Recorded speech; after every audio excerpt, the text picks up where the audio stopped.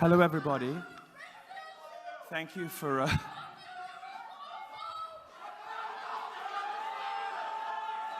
That's very strange. Please, thank you for your enthusiasm. Thank you for your enthusiasm. If we could get on with the show. Thank you. Given how firmly I believe in affirmative action in my bedroom, that's a very strange allegation, madam.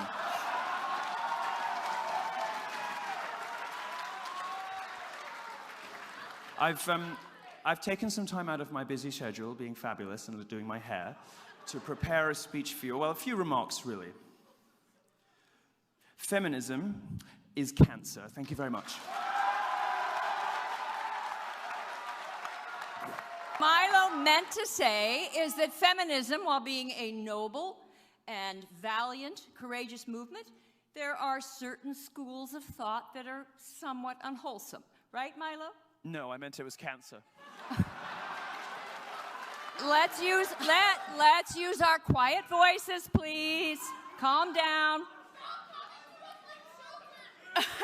Stop talking to us like children! Stop talking to us like children! Stop talking to us like children! Stop talking to us like children! Stop talking to us like children!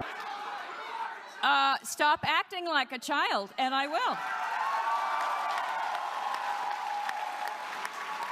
Madam, we're going to get through this show whether you like it or not. So to explain feminist jazz hands, I'll give you a few different variants because even the standard jazz hands can be triggering for some. Now, if you want to add a little pizzazz to your jazz hands, you can upgrade them to pizzazz hands, which is the way that some feminists express their displeasure. There are, of course, for the lesbians in the audience, scissor fingers. And if you feel particularly excited on any given occasion, you can use sizzle fingers, which I like to do something like this. Which is the tearing away of the old patriarchal superstructure and the replacement of it with whatever the fuck you guys believe in. In each of your own words, how would you define political correctness? Well, political...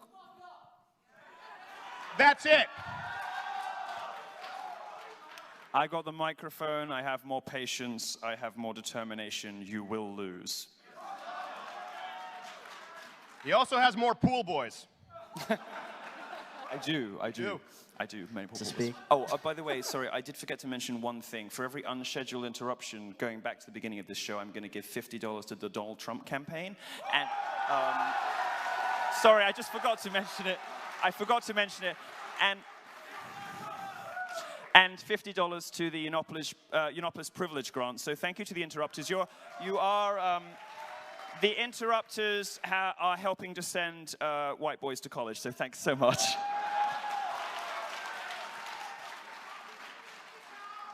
And you will continue to send more boys to college the longer you speak. Political correctness differs from etiquette and politeness in a couple of obvious ways. Etiquette is a way we all navigate one another. It's the way that we have learned to interact, to successfully negotiate social and professional situations with people who didn't grow up with our exact worldview and background. So we have a system of etiquette to enable us to do that. And some of those rules of etiquette require us to use euphemism and politeness strategies in order not to offend people that come from other cultures and other backgrounds. Now, political correctness is a little different. Political correctness describes a sort of organized system of lying, designed to save the feelings of delicate wallflowers at the expense of reason, fact, and truth. And political correctness at its most dangerous has even become deadly. Political correctness is what stopped people reporting the Fort Hood shooter, even though they knew he was into radical Islam. If you don't care about anything else, allow me to suggest to you that you might care about the rape of 1,400 young girls, and perhaps listen to the end of it and see what you think about it. Political correctness was what prevented, or at least retarded, the police and the government from arresting Pakistani rape gangs in Rotherham in the UK. Over the course of 10 years, these familial Muslim rape gangs raped 1,400 young girls. And they weren't stopped, even though the police knew what was going on, because of political correctness, the fear of being seen as racist. So it's a sort of, for me at least, it steps outside beyond the realms of etiquette, beyond the realms of politeness strategies, the way we deal with other people from other cultures, and it becomes a kind of organized, systematic lying designed to save some feelings at the expense of reason, logic, truth, and very often the rights and safety of others. And not the kind of social justice safety, the horse shit safety, the kind of, you know, when students say, Milo Yiannopoulos is a threat to my physical safety, grow the fuck up. What's threatening your physical safety? Are you worried I'm going to drop some pearls and you'll trip over them, you fucking idiots? No. But there is a kind of real sense in which political correctness in its most extreme forms has become dangerous to the rights, freedoms, and physical safety, and even the life of others. That's the difference between political correctness and etiquette. Thank you. Just moving on here. We'd like to talk more about how political correctness threatens the academic environment.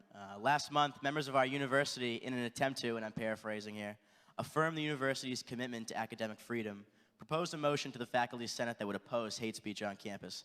Everyone agrees that bigoted speech is a negative thing, but how do motions like this at our universities fail to actually address the problem of hate speech, and how can they in fact lead to other issues?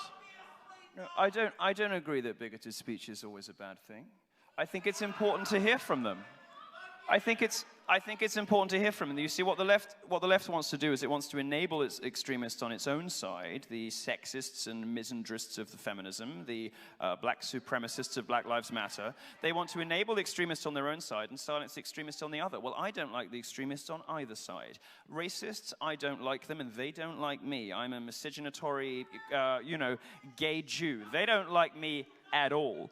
But what I want to do is give a platform to all speech. I want more speech of all kinds. Why? I'll explain to you in one very simple example why that's the case. And a very successful example of this was the British National Party in the UK, which unlike UKIP, for instance, which is a perfectly respectable mainstream party, the British National Party was a racist party led by a very odious character called Nick Griffin. Now, for a long time, the British National Party was doing very well, out of anxiety about, understandable, I think, anxiety about immigration and the changing nature of local communities. Lots of people started voting BNP in Britain. Now, these people weren't racist and bigots. They were voting out of anxiety and frustration. So here's what happened. Here's what happened when the media embargo, if you like, was lifted on the leader of the BNP. Nick Griffin appeared on the BBC's Question Time for 1 hour. This was at a time in which the BNP was controlling some local councils. They had successfully stood for election and won overall control of some local councils in Britain. Quite an extraordinary and not a particularly proud moment in British history. But the day Nick Griffin appeared on Question Time, and the BBC was criticized mercilessly for giving this guy a platform. This is hate speech, this is bigotry, he's a racist, how dare you put this man on TV? The BNP... Oh, that was a clever one. What happened, of course, as anyone with any brains would be able to predict, was that the BNP evaporated. When British people saw what the guy who ran this party was really like, they stopped voting for that party. A couple of years later, the BNP is no longer a force in British politics. This is why it isn't just important to give platforms to ordinary speech, it's important to give platforms to all speech. Because sunlight is the best disinfectant, and the best way to deal... Absolutely. The best way to deal with people that you don't agree with, whether they are conservatives or progressives, is the full glare of the spotlight, because you should have the confidence in your own opinions, and you should have the fortitude and courage to believe that you can beat them in a fair, open marketplace of ideas. And if you believe those things... Absolutely right. If you believe those things... you have nothing to fear from any speaker.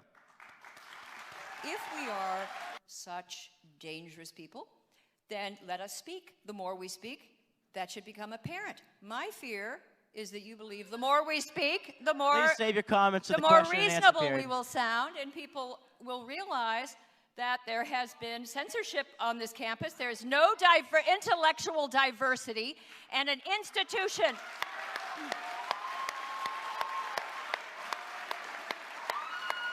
If an institution of higher learning, like this, a great university like this, if it changes its mission from intellectual inquiry to safety and making people feel comfortable, it will lose its reason for being. Since the time of Socrates,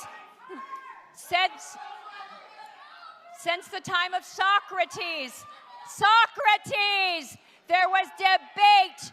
And if you are a superior debater, ask a question. Let me give you an example right here, okay? Right now. This girl right here just yelled out that we were all racist. What? You just said you're not a girl? Should I use Z, the gender neutral? What's up? Yeah, what's up? You just yelled out that all of us were racist. And then you asked a question. And the question was? There you go. It sounded better when you were yelling it with a chorus of backdrops. Let me explain. Okay, can I answer your question? Do you want an answer? Would you like an answer? Here's what's no, you don't know the answer, sweetheart. Let me answer it for you.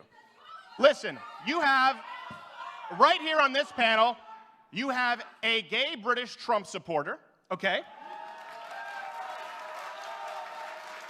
You have a lifelong registered Democrat, open feminist, who's not a third-wave feminist, and you have a French-Canadian Christian conservative.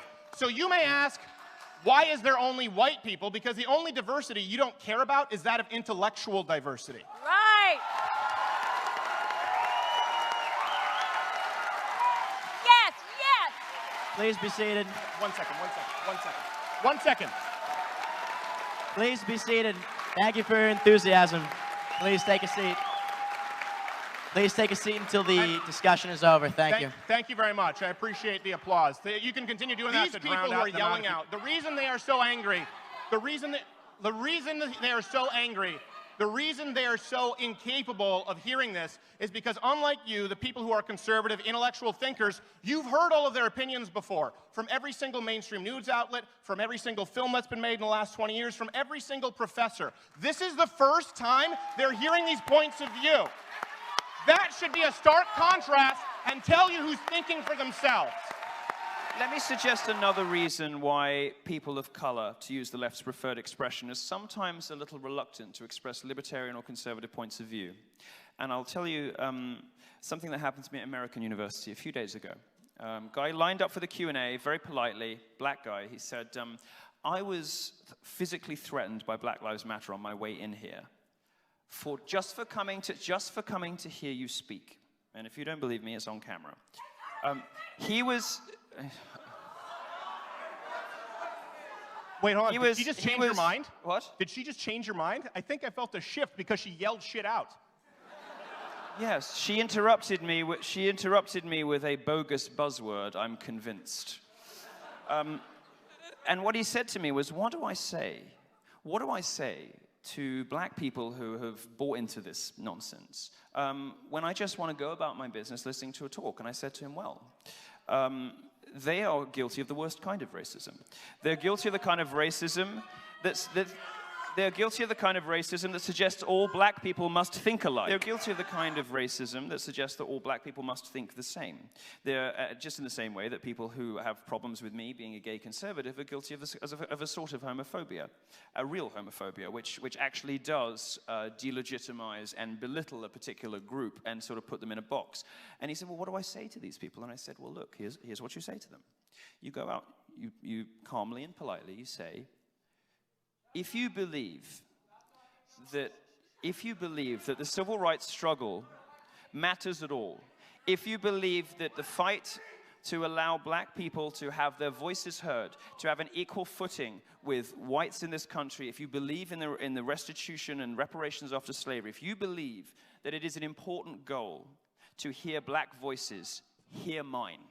Because not every black person agrees with Black Lives Matter. Not every gay person believes in the gay lobby. Not every woman is a feminist. And this kind of identitarian politics that we heard from the front, that crucifies people who step outside of their racial or sexual groups because they have the wrong ideology is the worst sort of bigotry. And if you're wondering why people of color are sometimes scared, not scared in the way social justice warriors pretend to be scared because a conservative is on campus, but black people are actually scared because somebody got assaulted at American University the other day. If you are wondering why there aren't more people of color standing up for these sorts of opinions, you might want to pull out a mirror.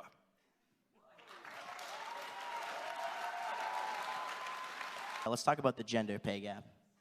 Sommers. Christina, you know that you're an expert there. The gender pay gap. By the way... Hey, you know what? You could learn something from a real lady for once.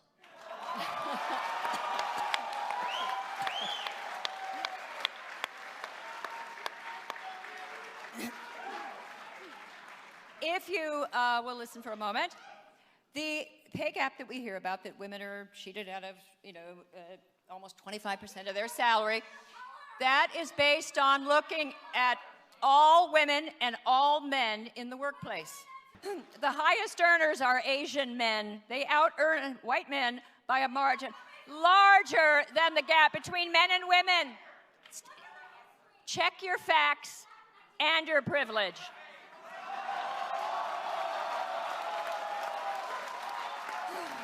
The wage gap is simply you take all the men and all the women and you average. It doesn't take into account what did they study in college, what sort of job do they have, how many hours do they work, pay work. My sources are every competent economist who has ever evaluated the wage gap, every one of them. One last thing. If it were really true that you could pay a man, a woman 23 cents less than you pay a man, what intelligent employer wouldn't fire all of his male employees and hire only women?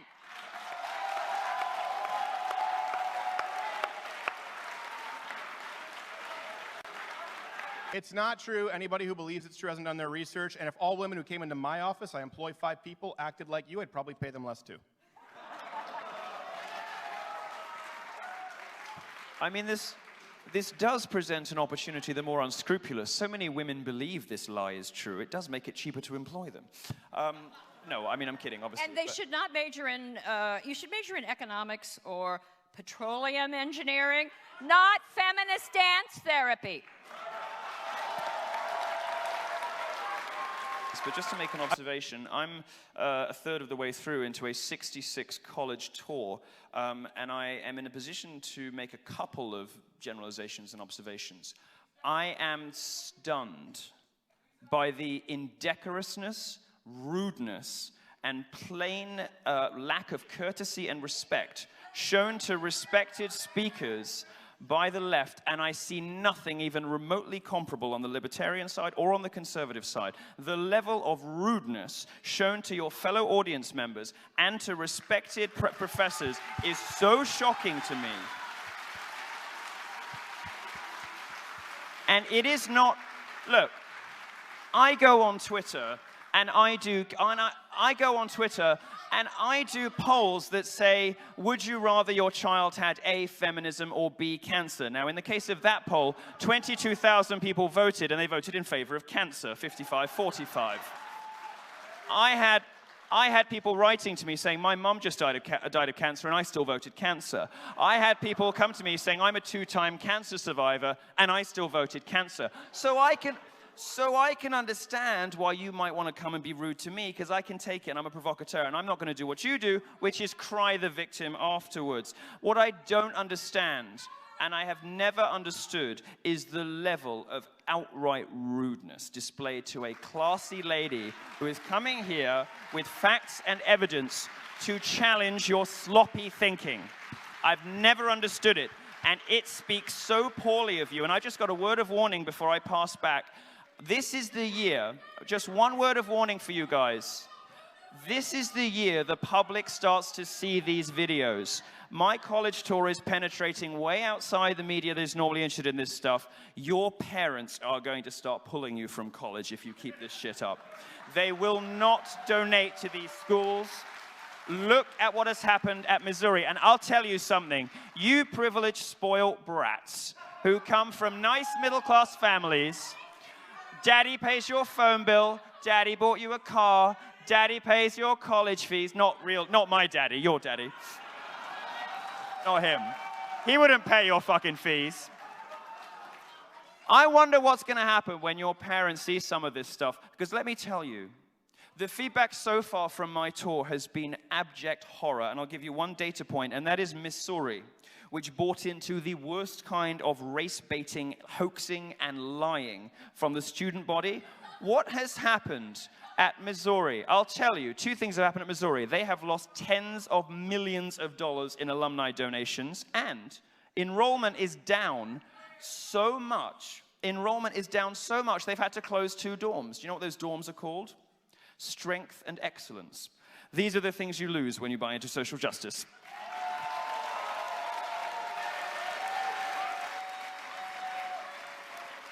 Another common claim made by the radical left is that 1 in 5 women will be sexually assaulted on college campuses. How legitimate is What was that? I couldn't hear, sorry. 1 in 5 women will be sexually assaulted on college campuses. What are the thought of women being sexually assaulted on college campuses? Was that the question? 1 in 5 women will be sexually assaulted. I still can't hear them. I honestly can't hear. 1 in 5 women will be sexually assaulted on college campuses. Correct. Wait, people believe that? 1 in 5? Listen, that's a number that we throw out there. Are we talking 1 in 5 like Lena Dunham, who had regretful sex? All right? Are we talking 1 in 5 like Columbia Mattress Girl or Virginia? Are we talking Rolling Stone article? Almost every time that's... Listen, here's the reality. No man, no self-respecting man, except for single digits of a percentage point in population Earth, condone or like rape, okay? We didn't have a secret meeting behind your back, okay? There wasn't some secret patriarchy meeting on Tuesday, just like we didn't have some secret meeting to set some unrealistic standards of beauty, like, hey, what's really screw with them? We don't even like boobs and butts, okay? So this idea to tar and feather, well, you know what, we want to talk about that. We want to talk about sexual assault, people saying there's rape culture on campus. Well, obviously, we can point out I'm sure you'll point out the obvious in the Middle East and the real rape culture with Islam and any Islamic country. Good luck finding your 4 witnesses in a Sharia court. But you know what? You want to talk about the deck stacked against you? That's not an actual statistic. Boys don't do well in grade school through high school until they finally have the opportunity to study for the SATs, in which case they blow women out of the water. Why? Because we have developed an educational system in this country that caters to women. Boys don't learn by sitting and watching a chalkboard and hearing things verbally. They learn hands-on. We've rigged the deck against young boys, and they're more confused and angry than ever. And people coming out and implying that all of these boys are somehow racist or sexist or perpetuating rape culture, you are going to screw up men for generations to come. And this androgynous, spineless amoeba here who wants to get with the social justice warrior drum circle, listen, I'm not talking about some false sense of machismo. Why don't we start off by talking about families, by talking about getting married and staying with your wife, by talking about how to raise your kids properly. Let's teach young boys to be men, but oh no, we can't do that. That'd be a moral judgment. You want to fix whatever the actual rape statistic is, and it's not 1 in 5, you need to start getting judgmental and teach young boys how to become men, but you don't want to do that because it's judgmental. Ms. Hoff, Sommers, would you like to comment? There's a methodology you can use, and if you define sexual assault, you enlarge the meaning to encompass, you have a very vague definition, and you have a non-representative sample of people, you can get whatever result you want. And some of the sorts of women,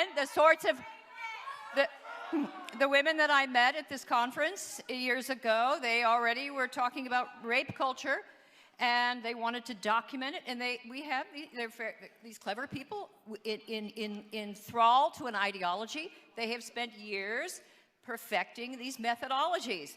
And when the Bureau of Justice Statistics uses meticulous standards, they set the gold standard for research, they do not find 1 in 4. They find it's too much. They find like 1 in 53 for sexual assault. That is too much. I agree. Please sit down. But it is worlds away from 1 in 4 or 1 in 5. 1 in 4 or 1 in 5 would mean that this campus is as dangerous as the war-torn Congo, where they have rape camps. One irony here. Okay, listen. Social justice leftists here. Okay, let's just point out an irony. The only people right now who are trying to intimidate and silence and threaten a woman here are you.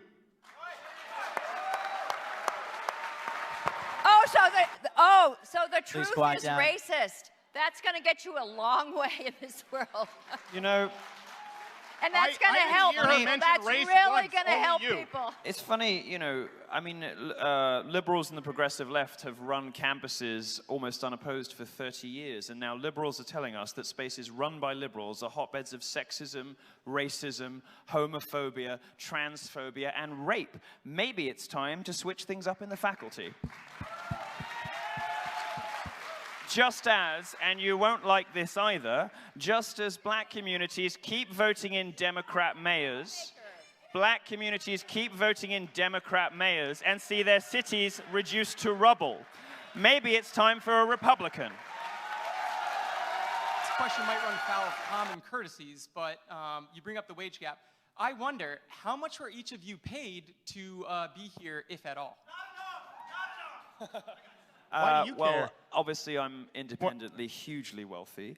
I make more in a year than you will make probably in your lifetime, which is the market rewarding me for being talented, hardworking, charming, witty, successful, popular, and fabulous. If you want to know how much my tax return says, nice try. Why is someone who likely has never paid federal income tax asking me about what I make to come out here? By the way, you're welcome. It's none of your business, just like it's none of your business what Milo does in his bedroom or what I pay with my taxes. I'm happy to tell you, but you might not want to hear it. Just a perfect example. This guy feels entitled to know what our pay stub is for tonight. What is that? Is this 2016? Get out of here. Next question. Racing for booze here, but I'm a Democrat. I am the outgoing president of the UMass Democrats and nationally involved with the College Democrats of America. So I was just interested in what I believe what Stephen mentioned, that Dr. Hoff Sommers, you're a lifelong Democrat. So my question is, as someone who strongly opposes a lot of the audience objections here tonight and finds agreement with you on many points, do you feel as though the Democratic Party and what we're talking about here, a lot of it is compatible? Thank you for being civil, by the way. It's a sad turn of events when you have to, thank a liberal for being polite, but that's the world we live in. I'll give you a very... real liberals are polite. Well, you're all right. I'll give you a very quick answer, which is the left, in my experience, the left historically is very bad at ejecting its own worst actors. The Democrat Party has always made space for race hustlers and feminist liars. In fact, it rewards them; it doesn't punish them. The Republicans make room for some. The Republicans very rare. I mean, the Republicans make no room for racists, but Republicans make no room for anybody like that. They get ejected from public life, and there is a reason why in media all the plagiarism scandals happen on the left, because the left looks the other way, forgives and forgets, and tolerates its own worst actors. The stuff we've been talking about this evening is alive and well in the Democrat Party. Its equivalent on the far right does not exist in the Republican Party. Yep. But I just wanted to add, you interrupted a woman. He asked me a question. Oh, I'm sorry. I was silent. Was I mansplaining? You mansplained. You? It's probably queer-splaining, isn't it? Gay-splained. Actually, wait, do I beat in a good way. Do I beat you? Because you're a Jewish woman. Of I'm a certain age. A gay Jew. The shoulder. I think you're confusing geography. You only beat her if she puts on the hijab. Oh, you write that up in your newspaper. Really, Islam is a race? It's an ideology. Muhammad beat the shit out of his 6-year-old wife, dummy. Well, okay. Let's try to remain on topic. Okay, I just want to answer the question. Is that I am a lifelong. The Democratic Party is like my family religion, and it would destroy my parents if I were to register Republican. I cannot do that even at my age. Second thing, and I was a protester and a hippie leftist in the '60s. but that meant I was for free speech. We loved, comedians were welcome. I mean, we had George Carlin, we had Lenny Bruce. They would not come near you people. The ones that are screeching. Well, the comedians today won't go near you. Chris Rock won't go near you. Jerry Seinfeld won't go near you. Comedians who share your politics won't go near you. That should tell you something. But the comedians, everyone that was for free speech, that seemed to me compassionate, that they were Democrats. And I still hope that's the case, but I worry that I don't think it's, I'm worried that the Democratic Party is going to have to absorb these radicals that are coming out of the colleges that have been indoctrinated with an illiberal philosophy, with no respect for due process, with no respect for the First Amendment, with no respect for all the traditions that are responsible for the greatness of this country, that make it the place where people all over the world dream of coming. We have this wonderful tradition we have to protect. It's not perfect. We make all sorts of mistakes, but it's a system that can correct itself, that can improve, and you have to understand it. And I'm very worried about that spirit being kept alive. And I think it's, sorry, Stephen, but I hope that I can speak for both of us when I say that neither of us has any sympathy either with the religious right of the 90s, who were the authoritarian instinct then. Stephen may neither do I. Stephen may have different views on this. No, I don't. As a matter of fact, sorry to cut you off. We're going to try to get through as many questions well, as we can. One second, because that's important. Well, good example. You bring that up. You know, when it comes down to South Park, I actually was there to hear Trey Stone and Matt Parker speaking, and they talked about how Christians actually just didn't want South Park on at 8 o'clock at night. It wasn't the same as when they did the episode of Muhammad where it had to get pulled. Listen, you leftists often told Christians, if you don't like it, change the channel. I agree. Yet leftists got up this morning, came in here, and decided to be so self-important that they screwed everybody else in the audience who wanted to hear people speak. That's 5 steps further. And I would caution anyone here against trying any sort of lazy pigeonholing, because it just ain't going to fly with us. The left for 30 years has been so lazy, they haven't really had to make arguments. They've just said, oh, don't listen to him, he's a misogynist. Don't listen to her, she's got internalized misogyny. It isn't going to work anymore. These slogans don't work now. Nobody believes you. It doesn't stop the events from happening. You're not persuading anyone in the audience. It doesn't work anymore. I'm a Brit. I don't even vote here. Christina is a Democrat. We have no more love from the authoritarian religious right in the 90s who, for instance, were saying that video games could make you violent and prompted school shootings. Bollocks. Than we do for the progressives today who say video games can make you sexist. Also bollocks. What we believe in is the free, open exchange of ideas. And if you believe in an open marketplace of ideas, creative freedom, intellectual diversity, today your enemy is the progressive left. There is no alternative. Moving on to our next question. So my question for you is that in light of, Trump coming out and talking against Islam, rates of violence against Islam rising about 418% in this time period, higher than they were after 9/11, which is amazing. They're higher than after 9/11. We saw a lot of repercussions on this campus about a week ago, where some of my friends got beat up, where people got threatened over the Stop Islam. And so I'm wondering where you guys think that opinions turn into hate speech and where that line should be drawn. Well, your Muslim friends got beaten up because of chalk? Amazingly, one of my friends who's not even Muslim was defined as Muslim because he dressed a certain way, and he's changed the way he dresses now. Well, listen, nobody would ever condone beating somebody up because they dress a certain way. By the way, sometimes when I say stuff, it's a joke, okay? We used to be able to make those. Listen, if people want to talk about stopping rape culture, in the time you just took to ask that question, there were probably a dozen women who were raped in the name of Islam in the Middle East right then. And there were tons of people killed. So listen, no one is condoning violence against Islam. Obviously it's a silly litmus test as far as Donald Trump saying ban all Muslims, and it makes it hard for people like me who argue against the ideology of Islam. I think if you want to learn about the ideology of Islam, open the Quran, read 5 pages in any direction, and you will be... Yeah, we've had Muslims on my show many times. Guess what? I didn't like what they had to say. Well, that's your problem.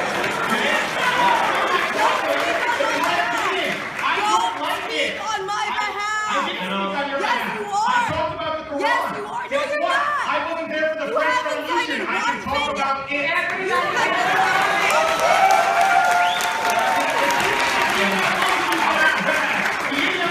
Islam has been bad for the last several decades, and it's not hate speech to say so. It's not racist. It's not ideology. Like any other set of ideas, we are perfectly entitled to interrogate it and find it wanting. I personally find it wanting. I would also like to say, as a gay person, I am fucking terrified by mass Muslim immigration because the homophobia in the Islamic community, in the Ummah, is not restricted to terrorists. It is not restricted to ISIS. 51% of British Muslims believe that gay sex should be against the law. This is not Muslims in Syria. This is not Muslims in Raqqa. This is Muslims who live 3 streets away from me. Every other one of them believes that my lifestyle should be illegal. 39% of British Muslims believe that a woman should always obey her husband. Where the fuck are feminists on that? 25%.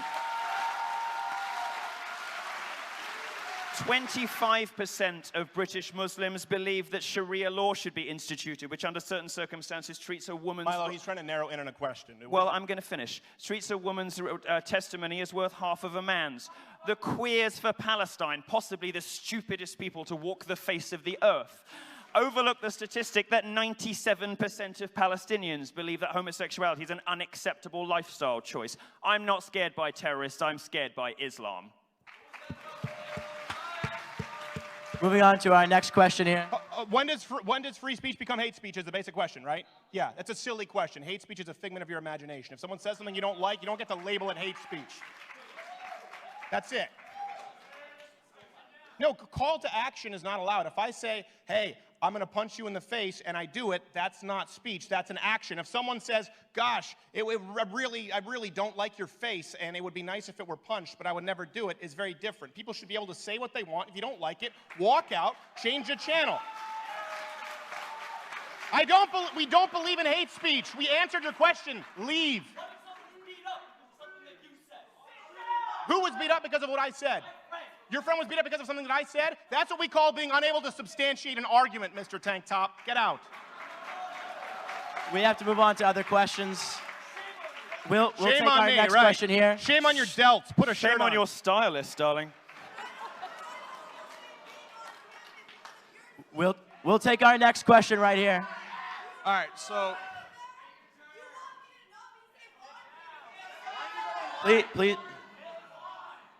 Please refrain from interruptions. Get in line. They will answer your question.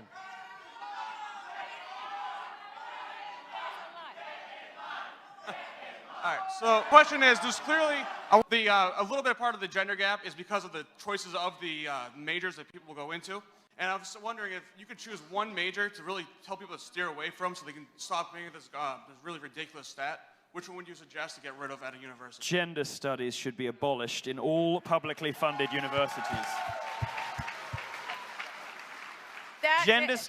Students who go to study gender studies, particularly at federal funded universities, come out dumber than when they went in. They come out believing lies. They come out with their critical faculties impaired, not improved. They come out more fragile than they arrived. They come out less able to have stable relationships with people, less able to cope in the world of work, less able to be functional, well-rounded human beings. Gender studies departments are damaging young people. They should be shut down.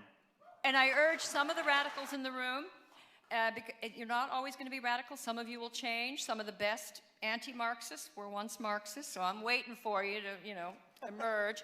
We'll take you in, don't worry. We'll take you in. We're friendly. We're nice. We won't yell at you. But the thing is, a lot of you want to be, I see the passion, and I see the earnestness, and you're young, you want to change the world, you want to do it now, and you're on the right side of justice, and you think, but here's the thing, if you're on the right side of justice, history suggests you need a good grasp of reality. If you've got moral energy and you've got reality and truth, you will make progress. You'll be Martin Luther King, you'll be Gandhi, you'll be, the women's rights movement, they got the vote and the second. But history also shows us a different kind of activism where you have moral fervor and misinformation, moral fervor, propaganda. That is conducive to fanaticism. That is conducive to zealotry. And what I'm seeing on the campus and in this room tonight is the zealotry, the fanaticism, this eagerness to shut people down, this eagerness to silence, to censor.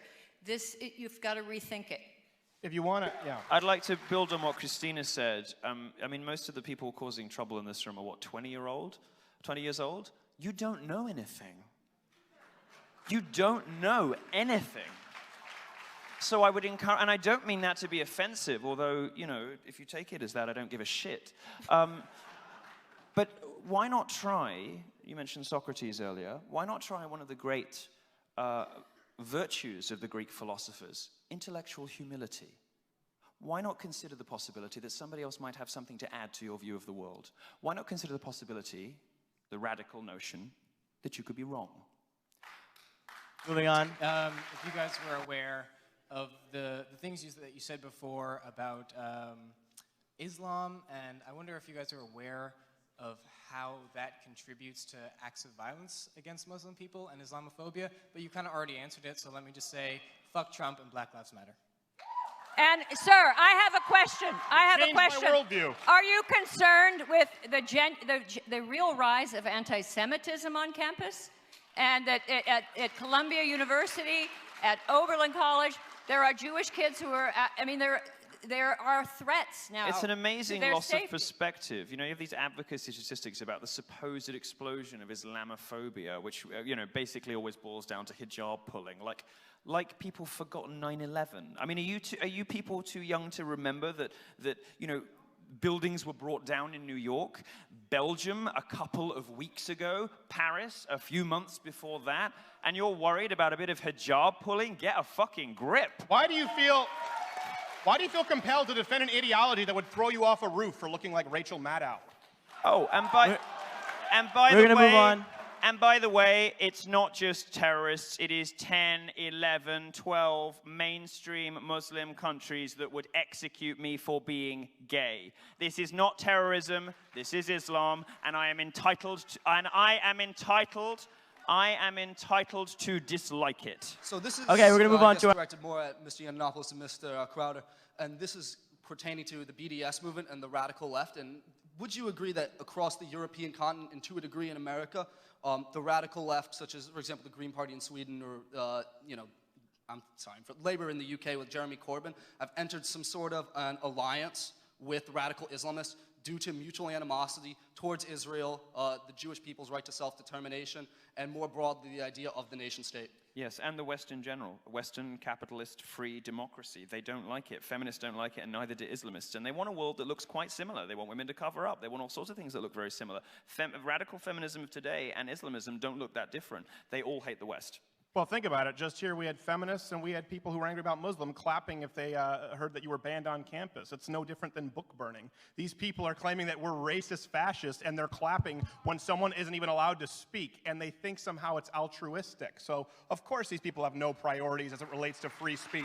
And it's just a hierarchy. Okay, black people here, gay people here, but not Milo. Let's move him over here. And then Islam, and then, I don't know, transsexual bathrooms. There's no principle to it. So every day and just look at the unholy alliance between people who are complained about offense taking on behalf of Muslims. Don't say the wrong thing about Islam. I mean, we'll blow you up, we'll kill you, we'll throw you off a roof, we'll hang you from a crane in Iran. But, oh, don't say don't say that Muhammad married a 9-year-old. Fuck off. And in addition, you know, they make common cause with the most noxious and terrible feminists. You see the results of this, and just look, observe how they behave to the minority groups they claim to represent, to the people they claim to be giving a voice to, when those people step off ideological reservation. Look at the disgusting language used about Margaret Thatcher, Sarah Palin, Michelle Bachmann. You might not like those politicians, but look at the kind of sexually charged, lurid language used by the left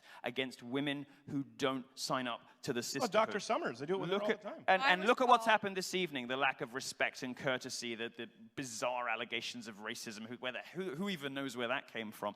Look at how I'm treated. Look at how Ben Carson, who was destroyed by the liberal press, you know, look at Clarence Thomas or Thomas Sowell, the way the left speaks about people who demand the right to believe what they believe and not sign up to the left's idea of what you should believe according to your body parts or your skin color is truly Let me just start disgusting. off by saying I'm Muslim. I love America. I love democracy. I don't agree with what you guys are saying, but I support your right to say it as much as I support Thank you, sir. protest.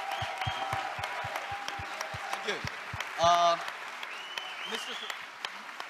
Mr. Crowder, you have had a number of, shall I call them, inflammatory videos titled, "There's no such thing as moderate Islam."